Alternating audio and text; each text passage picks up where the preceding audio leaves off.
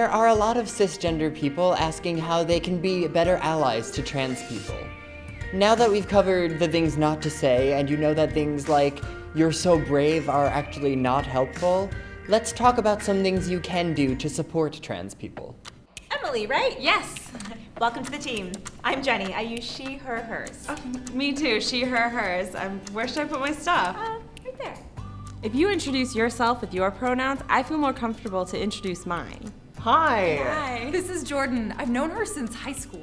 Nice to meet you. Nice to meet you too. Helpful.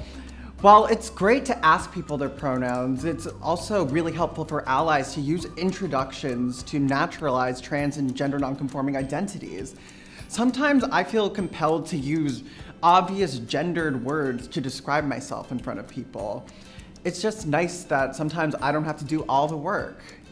Do your research. If you know what you're talking about, have the conversations for us. Answer questions that other cis people have. Cis people will listen more to other cis people. It is not the job of the oppressed to educate the oppressor. There are plenty of people like me who are willing to educate, but not every trans person wants to have those conversations. Is Jordan working on the final reports? I asked him to finish those for Friday.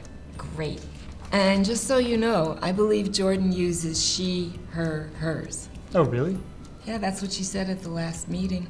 Pronouns matter even when I'm not there. You're still talking about me, and I still want to be referred to as she. You wouldn't just change my name, so don't change my pronouns. Oh my god, I love your new nail polish. Well, C told me about it. Yes, I did. They always have the best recommendations. Actually, C uses he, him, his. Oh my gosh, sorry.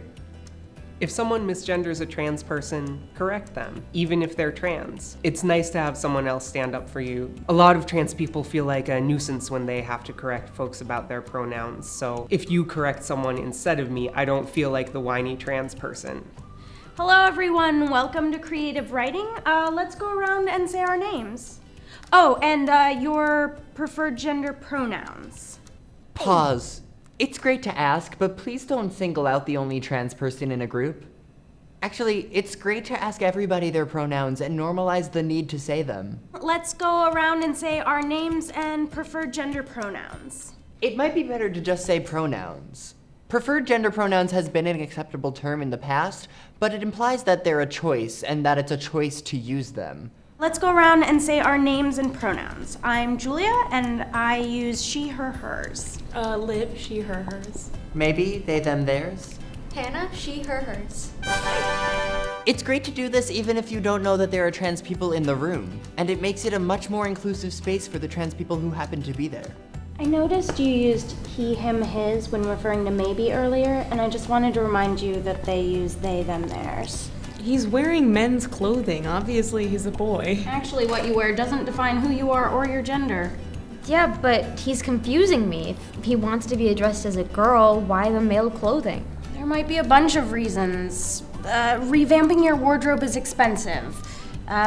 Maybe they like that top. Maybe the rest of their clothes are in the laundry. I don't know, but clothing is irrelevant to how they want to be called. Excuse me, sir, can you put your bag right here? You actually don't have to use gender to address me. Excuse me works fine. Okay, but what if I want to show someone respect? Is it more important for people to feel special because you used one word, or to create safety for the whole trans community? Stop assuming gender onto strangers. Take gender out of your vocabulary. Don't just support the people that you know are trans. Use they as a default. It's gender neutral. And then when you learn a person's pronouns, use those. Language has a big impact on whether or not a space feels welcoming. Are you ready to open the house? Yes, sir. I'm sorry. Is there something else that I can say? I mean, my name is fine. Oh, yes, maybe. Thank you. I'm ready to open the house. Great. Ladies and gentlemen, welcome. Welcome to the show. We welcome you to the show. Hello, lovely audience members. Hey Ryan, do you know where the bathrooms are? Yeah, the closest bathrooms are binary. There is a gender neutral one a little further down. I can go with you, but just let me know what's most comfortable. Okay, thanks. Yep, acknowledge the situation.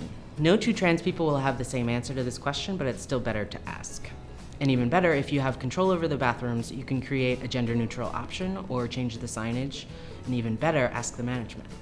I'm working on the invitation. Are we on the same page for dress code? Ladies dress, men jackets? Can we scratch the specifics on the dress code and just say formal? We don't need to decide what specific articles of clothing someone wears. Okay. I do want to note that I cannot represent all trans people. Even with the diverse amount of people that we have in this series, we cannot speak to every trans person's experience. However, this is a list of tips that the folks involved with this project find supportive and helpful. Remember though, what works for one person does not work for everyone. If there is a trans person in your life telling you that an action is either supportive or unhelpful, they are right.